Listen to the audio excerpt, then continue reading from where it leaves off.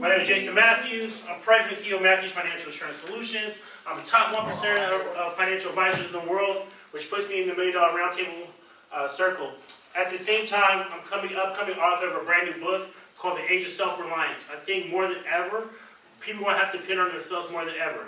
As our government right now has a huge amount of debt, our government services are getting cut, taxes are getting raised, and even looking at the numbers today, we want to have to take care of ourselves like no other times.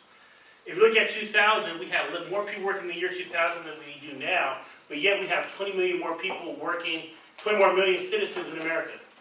And that's not including people with H-1B visas and everything else. So I think right now it's just so important to understand money well. So what you're doing with the nonprofit is huge, and people who come here today is really just huge. So when I'm talking about money, I break money down in 4 buckets, and which is what I call your ideal plan, where we all got 4 buckets of money. The first bucket we have is our guarantee bucket. This is in my upcoming book. The guarantee bucket is I automatically put money in this bucket. In return, I get a guaranteed stream of income. And that is right here is a Social Security, or if you get a pension. Now, a common question that everybody says, will pension, Social Security go away? Right now, there's over 100 million people who are over the age of 50 in America. Do you think they will get rid of their Social Security? No. Right? That is a political suicide. They're not going to do it. But what they will do is they will do some type of stealth taxes for it, which you're already seeing. One thing is they'll lower their inflation rate. Where in the 90s, they said we had 8 to 7% inflation going on, and now they're saying we're at 1.8, 0% sometime. The second thing we also will see when we're talking about the Social Security as well, they get rid of certain loopholes. So a couple years ago, they had something called file suspend. So if we was a married couple, I could piggyback on my wife's benefits if I was getting ready to retire, and I could allow my own benefits to grow while piggybacking on hers for a certain period of time. Pensions are only as good as the company or a group that offers this pension. I think in the next financial crisis, pensions will be the #1 crisis will happen, will crush citizens and cities. We are already seeing it now. Oakland right now has over $800 million in retirement shortfall. We see this right now where City of Morocco has a $1.2 million retirement shortfall. How are they paying for this? Tax increases, right, and cuts of services. Call the police in Oakland, see how long they come. But yet half the budget goes towards fire and safety. Why is that? Because we're paying for pension and healthcare costs down the road. Right? That's just a natural. And as people age, it's going to get worse. I think the biggest issue of this world is aging, how we deal with it. And people just don't realize that right now. Because as economy slows down, as people get older. Perfect example, me and my mother bought the same car in 2009. But at this time right now, she still drives the same car with 30,000, 40,000 miles. I've been there, drove the car 200-some-thousand miles, upgraded my car. Think about the financial impact of that. That means she's not getting as many tires, as many oil changes, or as much service as I did on my car. Also, she paid her car in cash, while me, I did get some debt for it. So she has a less of an economic impact as a young person. Now imagine we have a whole bunch of old people retiring at the same time. That is what's happening in America, not just in America, but in the world. In modern countries, we're talking about Japan, we're talking about China, we're talking about Europe. It's so bad they're trying to do anything they can to stimulate the economy, but yet they have not figured out yet how to do that. The second bucket we have is our tax deferred bucket. This bucket, we get a tax deduction on our money today. The money comes out, it grows. We don't pay taxes as the money grows, and when we pull it out, we have to pay taxes on it. This right here will be like an IRA for individuals, a 401k plan, a STEP IRA, or any other employer match.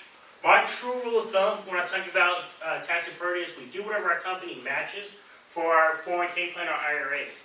But we know right now, due to our pension and Social Security crisis that's coming up, that tax rates are having a good chance that they will go up in the future, that we should plan for down the road that this is going up. So we should only put much money as our employer matches, but at the same time, if we have a great, fantastic year of business, we should start putting more money into this bucket right here. The third bucket is our tax-free bucket. Taxable or tax-free bucket. Our taxable bucket is we pay taxes on this money today. The money grows tax deferred, and when we pull it out, it's going to be all tax-free. This will be our Roth IRA, cash value life insurance, a 529 plan, or municipal bonds. Now, one thing we always, I say, out of all these we have to be cautious about is with municipal bonds. Here's the reason being. Right now, for most of the time when we have municipal bonds, the benefits of them is that if we invest in a city or a government entity that's in the same state that we are in, the money that the interest we get from that is tax deferred and tax free. Oftentimes, though, we have to make sure that the people that we get invested in can keep the promises that they keep. And if not, what will happen is we see it in Detroit. Where in Detroit, where people got to start getting pennies on the dollars, 45 cents, 50 cents, 27 cents on the dollar once the city of Detroit belly up. And I think down the road, we will see more municipalities having a lot more issues. And right now, they're picking, based off of government court hearings right now, they're choosing people who have pensions over municipal bonds when financial things do happen. So we have to be very cautious on which municipal bonds we do put our money into. The last thing is our tax-free bucket. Is our investment bucket. Investment bucket is anything outside that has more complicated things, complicated tax codes, but it has more, but it allows our money to grow. This could be stocks, real estate, our own business, or our investments.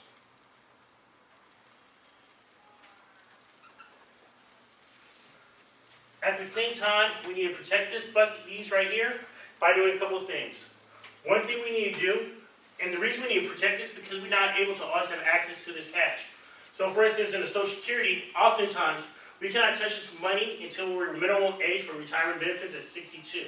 And if we do get disabled, they usually want to see us being disabled, or it looks like we're going to be disabled for 1 year or later. With our IRAs or 401k plans, usually we can withdraw the money, besides some exclusions until we're 59 and a half.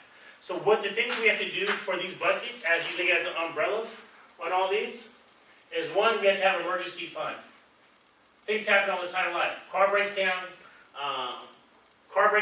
water heater breaks, roof breaks. We always have to have a proper amount of emergency fund. The second thing we need to do is have a proper amount of health care. Still, to this day, the number one reason people file for bankruptcy in America is due to health-related costs. So we have to make sure we have the proper type of health care for us, either through a health savings account, with our employer, or individual. It's so important that we do look through our health care and see what we actually do have. Our third bucket after health care is disability. Let's say you do get sick. You have proper health care, but still our roof, no matter what, we still have to put a roof over our head and food on the table. And with our health care, it doesn't pay for that. So we need to make sure we have proper disability to make sure we still have some type of income coming in. The fourth thing to protect ourselves is life insurance. If something happens to me, will my family still be taken care of if something does happen to me? And then last but not least is estate planning. Estate planning is saying, if I'm sick or pass away, if something happens to me, and I cannot have control of my finances or my wishes, there are things taken care of for me. So for instance, if I ever get sick and I have a stroke, God forbid, who's going to take care of all my medical decisions? Or if I do pass away, who's going to have my home, my finances? Also, if I'm mistake I forgot to mention is, if I do get sick and I have a stroke, I can't take care of my own financials, write my checks, pay my bills. Can I have somebody who take care of that? Once we do all these things with this is the ideal plan that we all should have.